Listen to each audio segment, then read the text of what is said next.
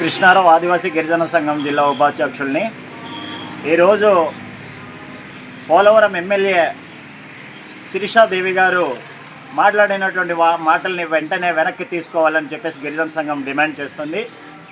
శిరీషాదేవి గారు గిరిజన ప్రాంతంలో ఉన్నటువంటి గిరిజనేతరులకు ఇళ్ల స్థలాలు ఇవ్వాలని చెప్పి మీరు అసెంబ్లీలోని మాట్లాడినటువంటి తీరు అది ఏమాత్రం సమంజసం కాదని ఈ సందర్భంగా మేము మిమ్మల్ని గుర్తు చేస్తున్నాం. తక్షణమే ఆ మాటల్ని వెనక్కి తీసుకోవాలి.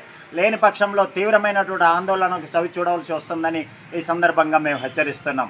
శిరీషాదేవి గారు, మీరు గిరిజన ప్రాంతంలో ఉన్నటువంటి గిరిజన భూముల మీద కానీ గిరిజన హక్కుల మీద కానీ యావత్తు 5th షెడ్యూల్ ఏరియా మీద మీకు ఏమాత్రం అవగాహన లేదని ఇట్టే అర్థమవుతుంది మీ మాటలు వింటుంటే. 5th షెడ్యూల్ ప్రాంతంలోని ఉన్నటువంటి భూముల్ని ఇక్కడ నివసిస్తున్న అక్రమంగా వలస వచ్చి నివసిస్తున్న గిరిజనేతరులకి ఇళ్ల స్థలాలు ఇవ్వండి అని చెప్పేసి మీరు కోరడం అన్నది ఎంతవరకు సమంజసమని మిమ్మల్ని మేము ప్రశ్నిస్తున్నాం. 1/70 చట్టం కానీ ఆదివాసీ ప్రాంతం కానీ అది మీ జాగిరి కాదని చెప్పేసి ఈ సందర్భంగా మేము మిమ్మల్ని తెలియజేస్తున్నాం. అది ఆదివాసుల ఉమ్మడి ఆస్తి. దానికి మీరు దారదత్తం చేయడానికి మీరు ఎవరని చెప్పి మేము ప్రశ్నిస్తున్నాం.